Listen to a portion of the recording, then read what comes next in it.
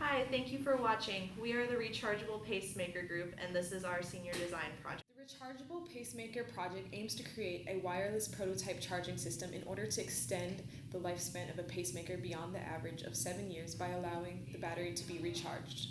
There are approximately 200,000 pacemakers implanted in the US each year, and these pacemakers will need to be replaced within the next 5 to 15 years. In order to replace these pacemakers, patients must undergo an invasive replacement surgery. This increases the risk of infection for older patients. So we want the device to be able to do five things. Number one, to charge wirelessly with radio frequency. Two, we want to maintain low internal temperature. Three, swap from battery to charge power. Four, safely maintain pulse while charging. Five, maintain extended life of battery. So we have two drawings for the finite element analysis.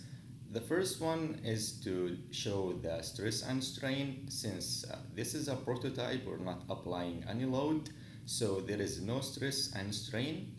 The second drawing is for the thermal analysis. In console, we generated the thermal finite element analysis to show that radio frequency will not result in any heat, so the device will be at the human body temperature. We chose a two separate housing design for our project because our pacing circuit requires a protected housing, whereas our charging circuit needs to be able to receive an RF signal.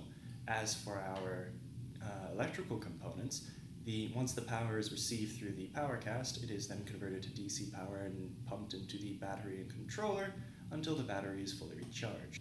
The test of this prototype was split between a control charge and the wireless charge. Control charging occurred with a conventional 5-volt, 1-amp USB-C charger. The wireless charge was set up as shown to the right of your screen, with 60 centimeters of space between the device transmitters to adhere to FDA and FCC regulations. The results of the control charge were positive. The battery was fully charged within an hour, and it was found to discharge 0.24 volts overnight through the Arduino, meaning that the battery is projected to last approximately 60 hours between charges. The wireless charge results showed that the power harvester chip used was incapable of providing the level of output advertised by the manufacturer. The intended output voltage was set to be 5 volts, but the maximum output measured was just over 2 volts. Now, as for the economic analysis, we had to concern ourselves with initial costs as well as annual costs. The initial cost comes out to about $31 million, and most of that comes from FDA certification.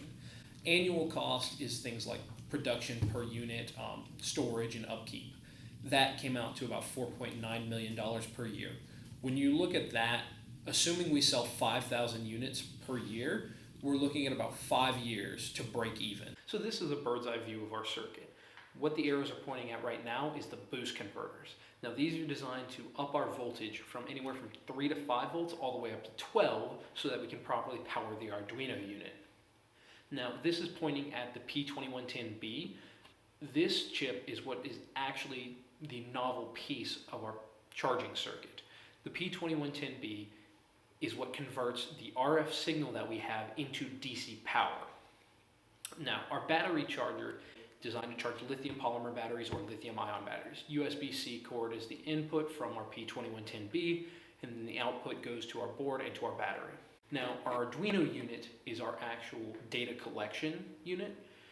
This is how we figured out what our voltages were and our currents were over time. Now, our battery itself was a 3.7 volt, 1 amp hour battery.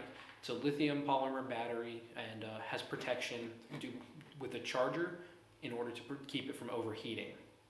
Now, our pulse generation circuit, just any 555 chip, and then initially we were going to use an actual pulse. However, we decided in the interest of making sure that we have as much power drain as possible to make sure the battery life was as safe as possible, we would run a steady LED. And this is an image of our circuit actively working, and the LED is lit up. In conclusion, this project has the potential to revolutionize implanted medical devices. Future iterations of this device would require us to miniaturize the electronics and update the housing for biocompatibility. We would like to thank Dr. Ted Conway and the HSDC staff Thank you for watching.